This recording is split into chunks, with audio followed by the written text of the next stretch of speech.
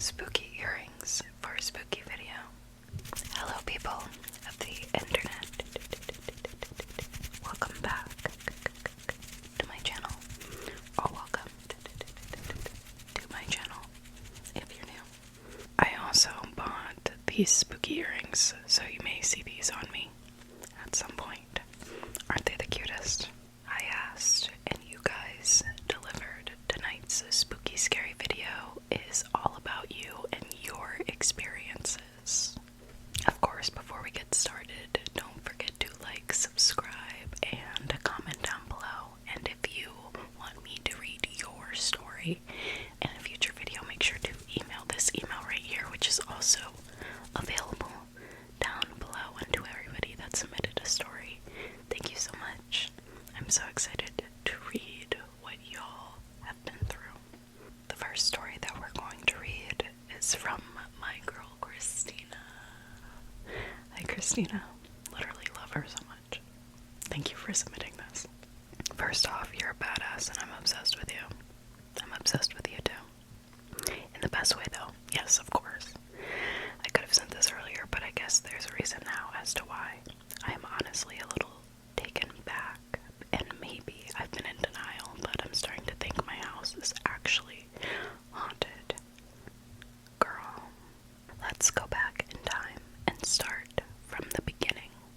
I moved into this house with my new husband 6.5 years ago. I had been living here for approximately 6 months when the first incident happened. I was staying up late, sitting at the dining room table working on an assignment pretty late into the evening. It was probably between midnight and 1 o'clock. My daughter and husband were fast asleep in the bedrooms across the house. If they were to come down the hall and through the kitchen, they would be clearly visible for me to see. I was sitting in silence when I suddenly heard the pitter-patter, pitter-patter, pitter-patter, pitter-patter of little feet. Oh no, running down the wood floor in the hall and through the kitchen. Since the lights were off, I figured my daughter, who was 4 at the time, had stopped behind the island, and I heard a little voice say, "Mama." I responded with, "I'm right here, baby, what's wrong?" Dot, dot, dot, dot, dot, dot, dot, dot. Silence. I thought it was odd. She didn't respond back, so I got up to walk over to her, but when I reached the other side of the island, nobody was there.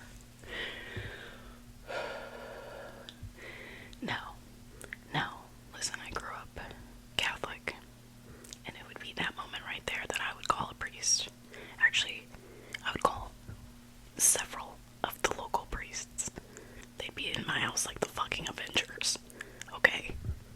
I initially thought I was going crazy, and maybe I had imagined things because it was late and I was exhausted, but it didn't explain why. When I initially heard the pitter-patter, the dogs who had been laying by my feet had perked up and pranced into the kitchen to greet whoever was coming and was sitting just on the other side of the island.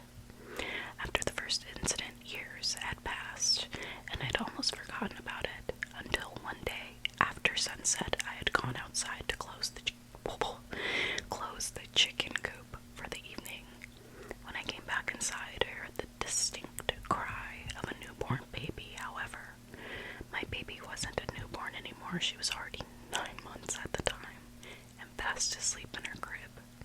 That leads me to tonight. So the story began in marriage and it's ending in divorce. Don't worry, I'm thriving now. Yes, queen. Yes. Okay. That being said, I live on the opposite side of the house in the guest bedroom. Initially things were okay, but the last several months, my 3-year-old has been screaming and crying and refusing to sleep in my room because she said it was too dark.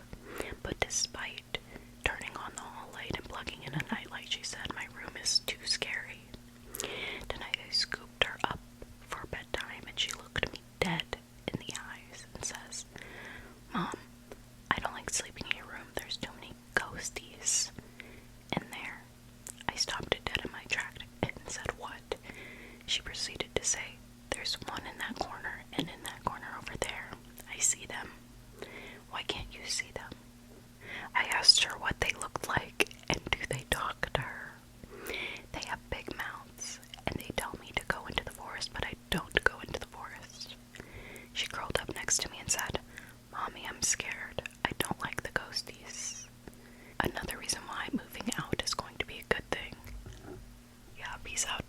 house. Get out of there, sis. Get out. Get out. That's a better plan than forming the Priest Avengers. Let somebody else deal with it. Thank you so much, Christina, for sending that. That literally sounds like the beginning of a horror film. Like, the next story is from Zahab. Zahab. I'm so sorry if I'm pronouncing your name wrong. I love you so much, so please forgive me. I hope I'm pronouncing it right. Zahab. Zahab. Let me know. And I'll never pronounce it wrong ever again. Hi, Zenken. Hey. First off, I just wanted to say how much I love your videos and how talented you are. Don't make me cry. Anyway, here's the story. Here's the tea. I love the tea. When I was in the 6th grade, I was friends with a girl. I'll call the girl A. Pretty Little Liars coded. I love it. And I went camping with her about twice a year. One summer we went camping, and she brought along one of our mutual friends, Girl B, and her childhood friend who was a grade below us, Girl C. While we were there, we hiked up to Hidden Lake, which was about a 15 to 20 minute hike from our campsite, and Girl A's parents let us go alone, as we had walkie-talkies and a small survival/emergency kit. First of all, Hidden Lake. Red flag. Red flag. The name alone is a giant red flag. While we were there, we decided to make a Ouija board out of a plank of wood. It was about 6 by 8 and completely flat, like it was supposed to be for building stuff. We all know how I feel about homemade Ouija boards. We made the planchette out of the lid of one of our bottles of chocolate milk and asked a few basic questions. Girl A and I were pretty sure Girl B was moving it on her own to answer, but then it started to spell out Girl A's dad's name over and over, which Girl B didn't know. It then spelled out dad and doesn't know. This seemed pretty weird because Girl A's dad was adopted and didn't know his dad. We got curious and asked what the spirit's name was, and it spelled out Leonard. Girl A's mom radioed that it was time to come back to camp for dinner, so Girl C put the board in the emergency kit bag, and we went back to camp. We played around with it a little more that day and the next morning before we went to swim in the lake. But when we got back from swimming, we couldn't find the board. Girl A's dad had burned it. We were all terrified because we didn't know much about the rules of a Ouija board, but we knew you had to say goodbye and should never burn one because it releases the spirits. After a sleepless night, we went home the next day. We dropped off Girl C first, then Girl B, and I spent the night at Girl A's house. After a few days, we all forgot about it, until Girl A woke up to Leo smudged onto her mirror of her vanity. I'm shook, I'm sorry.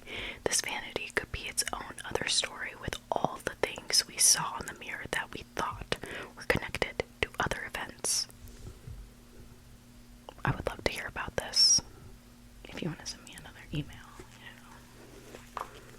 After that day, Girl C was injured at softball practice and missed the next couple of games.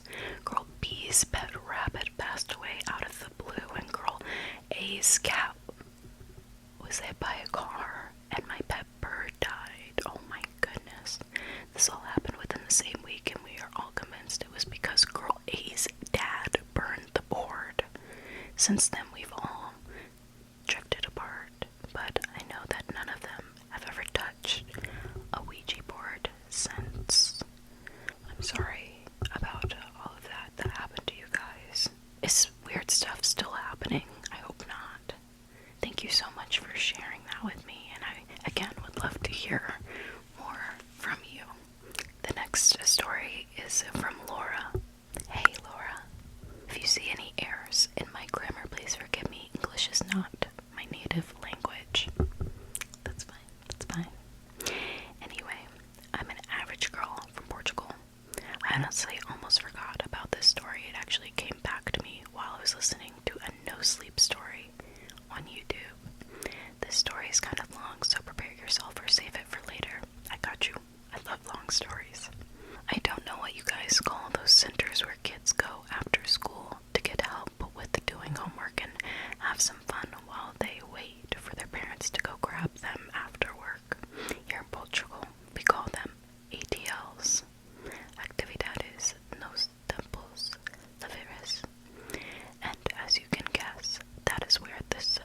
begins.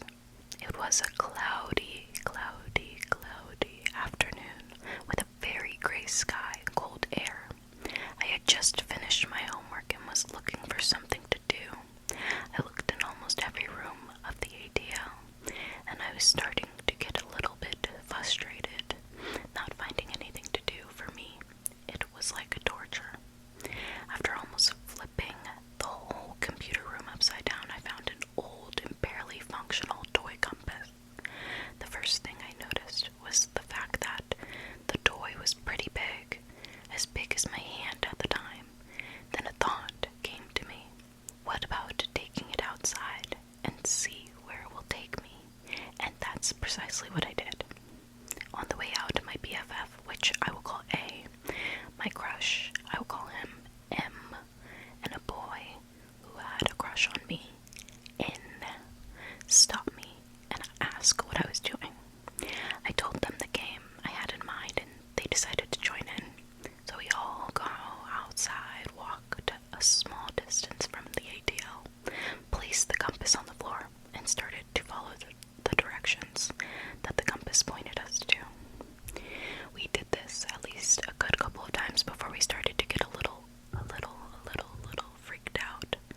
Why, you ask? Well, the compass would always take us to the ATL's toilet. That doesn't sound too weird, right? But remember, the compass was barely functioning when I first found him, and for some reason, that toilet had too many events and accidents happen inside in the past. But that's another story for another day. It was considered a haunted place inside the ATL, so we were kinda scared. Minutes passed. We didn't know if we should keep playing or just do something else until M decided to go in the toilet. He was the oldest and the bravest and had past experiences in there, so he turned on the light and went inside. The rest of us guessed why the heck not and followed him. Now, the layout of the toilet is a bit strange, so I will try to describe it to the best of my abilities. Okay, so the toilet was divided into two sections, same size, not very small, but not very big. Plain white walls and a gray dirty floor. The first section had a sink and a mirror to the left. The second section was divided, but an old wooded door. Inside there was a toilet to the right and a urinal to the left. Not a very inviting toilet, as you can see. Anyway, we went in. M was already in the second section, but to put the compass on the floor, we walked into the second part of the toilet where we heard the first door closing. Alarmed, we all turned to see who was closing the door, but the lights went out. Freaking out, M and N tried to open the door, punching, kicking, body slamming. Meanwhile, A started to have a panic attack, screaming the loudest I have ever heard her scream. I, of course, tried to calm her down, seeing no result. I went to help M and N out, but when I started to walk up to them, I slipped on what I thought was water. I fell to my knees, but didn't feel much pain. Just when I was about to get up, the lights turned on. The door swung open, and on the other side was one of the teachers. A heavy silence settled in. A had gotten such a shock that she went silent. M, N, and the teacher were looking at me. I was still on the floor, confused why they were looking at me so scared. My teacher broke the silence. L, what happened to your knees? Are you okay? Still confused. I looked at my knees. I was shocked. I don't even know how to explain it. They were raw. I guess that is the best word. They were just raw meat and bleeding profusely. The rest of the day is a blur. I remember that an ambulance was called, and that later my mom was there too, but the strangest part was, for the next week, me, A, N, and M had some type of accident. A broke some tooth on a nasty fall. M was in a car crash. No grave injuries. N had a glass door broken on him, cutting him deeply in the arm and me.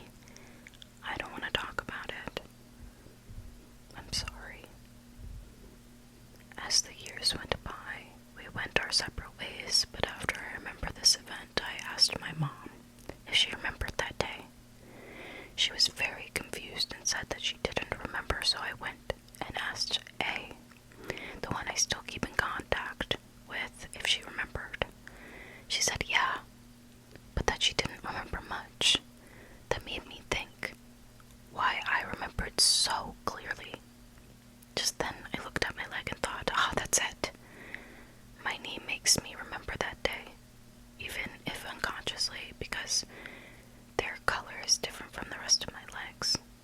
Thank you so much for sharing that with me, Laura. And I'm happy you're okay. Again, thank you so much for sharing with me. It means a lot to me. The next story, or stories, is from Julia. Hey girl, hey. Here are 2 creepy/weird stories I have about a graveyard behind my house. The first story is called Weird Graveyard Man. This happened a while back when I was around 12 or 13 years old. I inconveniently have a graveyard right behind my house. Luckily, we have a fence in between my backyard and the graveyard. Around this time, I had a trampoline in my backyard and would frequently jump on it at night with my sister, and I would often be able to see over the fence and into the graveyard while jumping. Because of that and my natural childlike curiosity, I happened to look over the fence at the graveyard quite often. One night, I was jumping on the trampoline alone, and I heard a weird grunting noise from behind the fence. It sounded like the noises were coming directly behind the fence, kind of like a person or an animal was right up against the fence.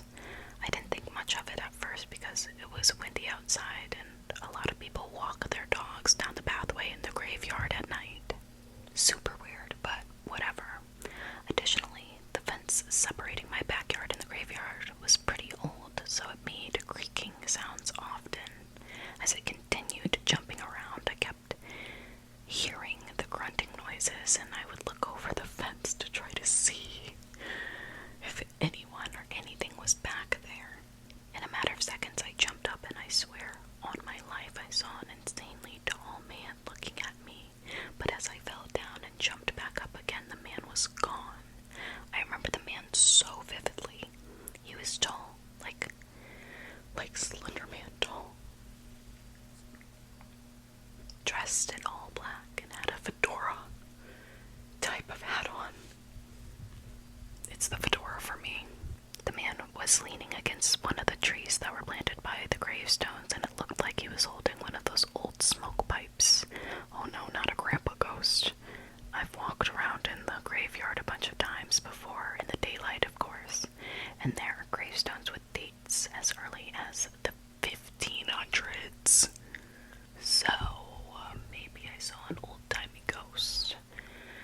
I'm not sure if my mind just imagined it, or if I mistook the trunk of the tree for a tall person, but I swear by what I saw. I believe you, sis. I believe you. Story number 2 is titled Sketchy Teens. This is another story about the graveyard behind my house. I was in high school at this time, probably around 16 years old. It happened around October, closer to Halloween, when I was once again jumping on my trampoline at night. Apparently, seeing the weird man didn't scare me enough to stop jumping on my trampoline at night. I was minding my business, practicing a back flip on my trampoline, when I started hearing quiet voices talking behind the fence. I thought this was really weird, so I stopped jumping and started listening. I didn't want to be seen by whoever was talking back there or make any noise to scare them off. I couldn't really make out what the group of people were saying, so I got off my trampoline and walked over to my fence. There was a little hole in my fence, so I peeked through the hole and saw a really creepy sight. There was a group of stereotypical goth-looking teenagers who probably went to my high school, but I've never seen any of them, sitting on gravestones in the graveyard. Sitting on gravestones is a really disrespectful thing to do, so I immediately was put off and was about to look away, just thinking it was some stupid teen smoking pot in the graveyard, but then I saw what looked like a Ouija board on the grass. I took a closer look and noticed the group of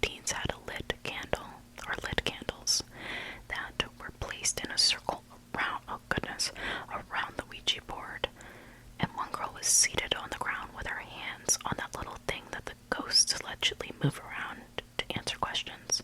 Sorry, I don't know the name of the thing. That's okay. You don't need to know that, what that godforsaken thing is. But I'm gonna tell you, it's a planchette. Hello, my name's Kennedy. I'm a Virgo, and I love a good teaching moment.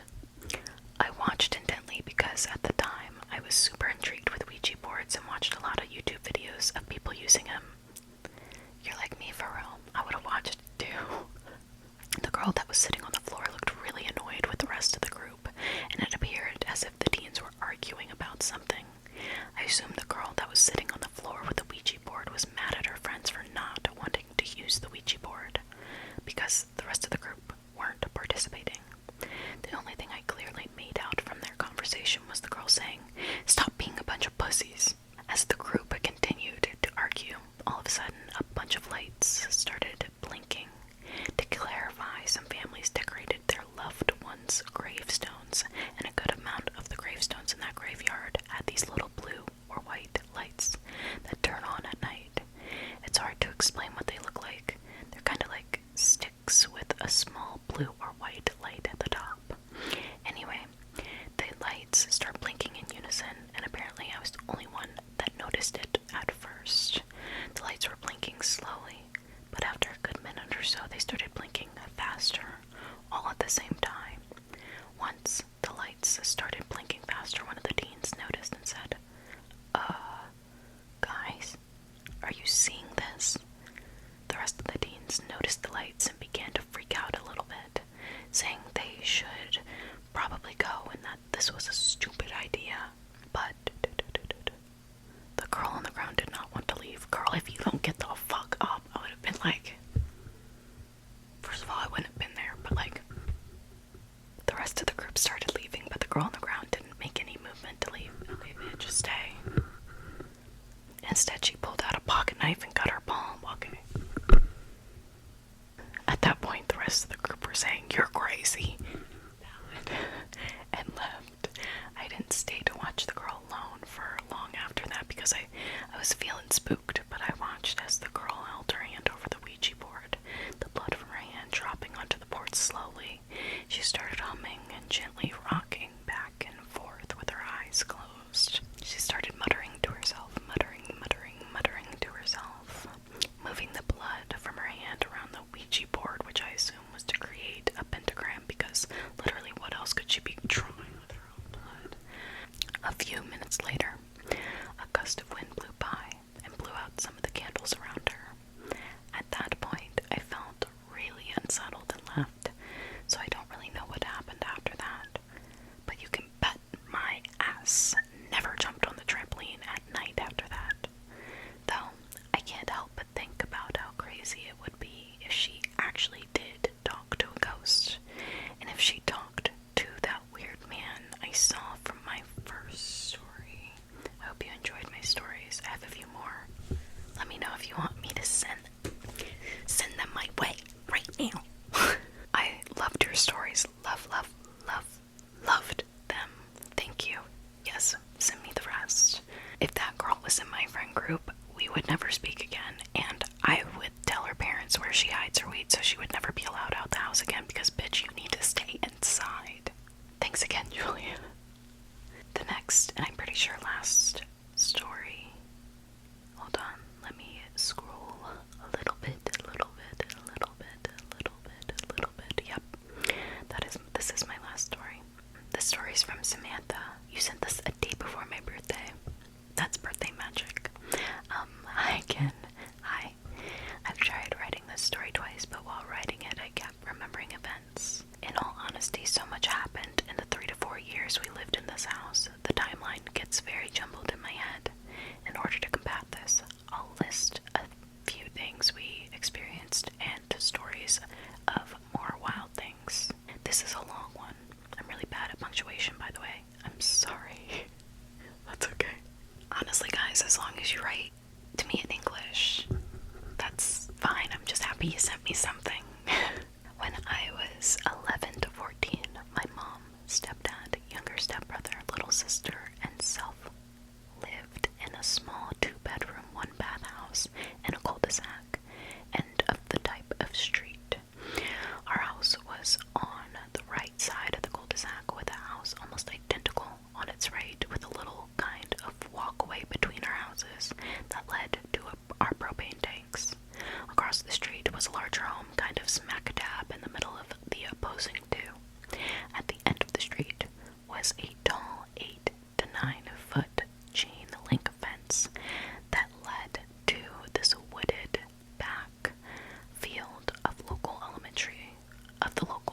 elementary school.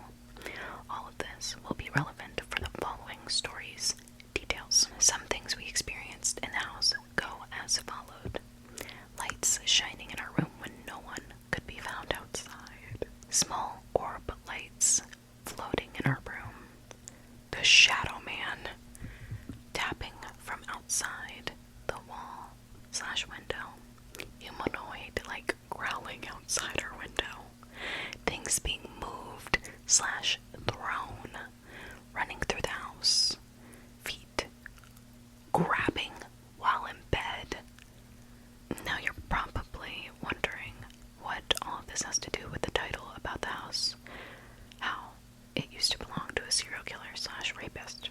Oh, by the way, guys, this story is called Spooky Story. I lived in a haunted home that used to be owned by a serial killer/rapist.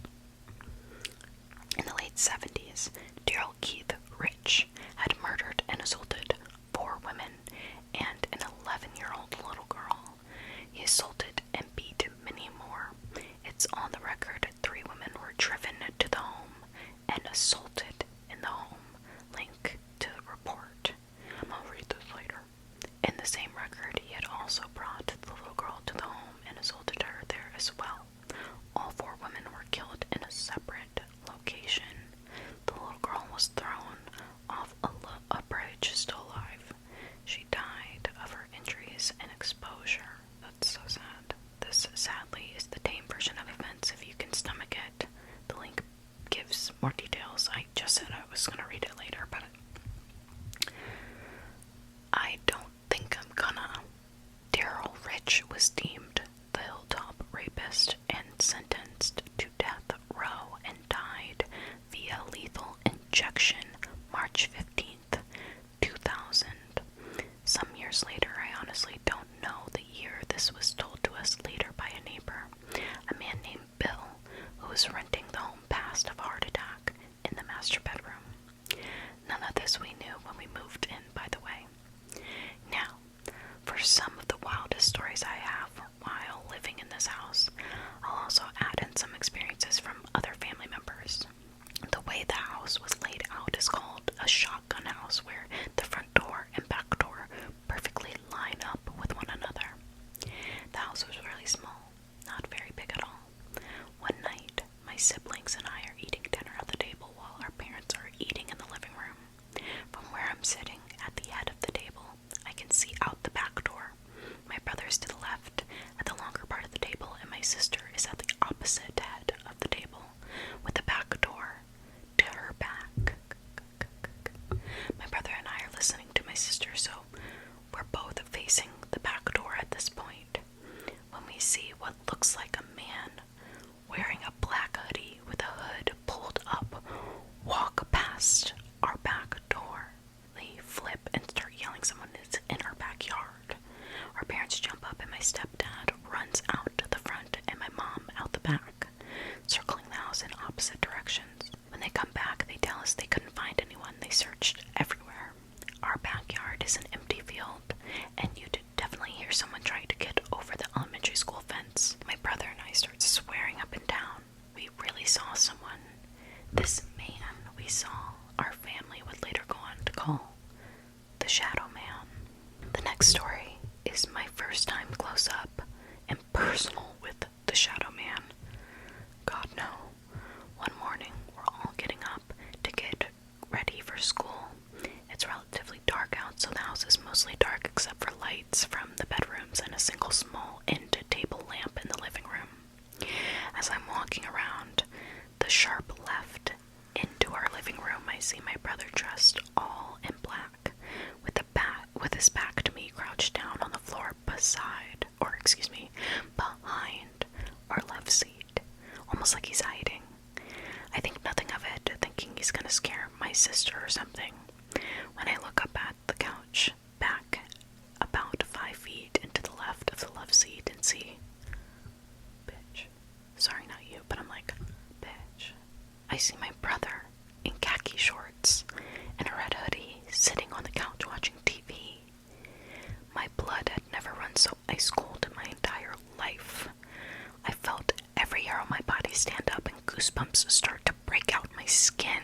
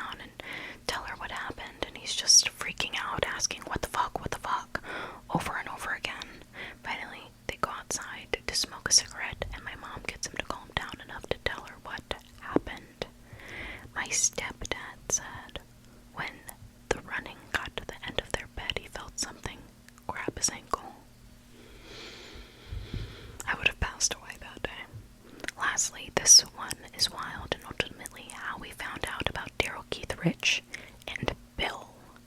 One night, my mom had a dream about this man and 3 women.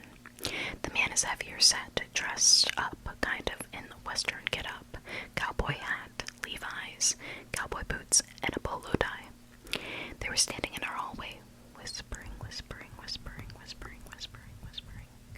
My mom walked up and asked who they were and what they were doing in her home. The man told her he was there to protect the 3 women from the bad thing. When my mom asked him, what bad thing, the man just replied, him. A few days later, my mom is across the street talking to the neighbor lady, an older woman who would go on to become like family to us. My mom starts explaining her dream to her, including the description of the man above. The neighbor goes pale, and my mom asks, what's up? The neighbor says, I didn't want to tell you guys because I didn't want to scare you away, but, you just described Bill. He had a heart attack in his sleep and passed in your bedroom. She then went on to explain the Daryl Keith Rich case and the 3 women who were assaulted in her home. My mom kept this to herself for a while, but the activity started ramping up. Example, the shadow man being seen more frequently peering around corners or even on the ceiling, 2 items being thrown across the room. She told us what she knew. We stayed in that house for a while, and then my mom and stepdad got an opportunity to move south for better opportunities, so they packed up with my stepbrother and moved south, and my sister and I moved in with our dad so we could stay in our hometown. Luckily, none of us were followed, thank God, by the shadow man, and we never saw him again. I know this was really long, but I don't get to tell these stories much, and I thought, even if you don't share it on your channel, it might give you a good read. I love your channel so much. I'll take a dab in your honor. Yes, yes, I love you. And I'm so happy I could share your story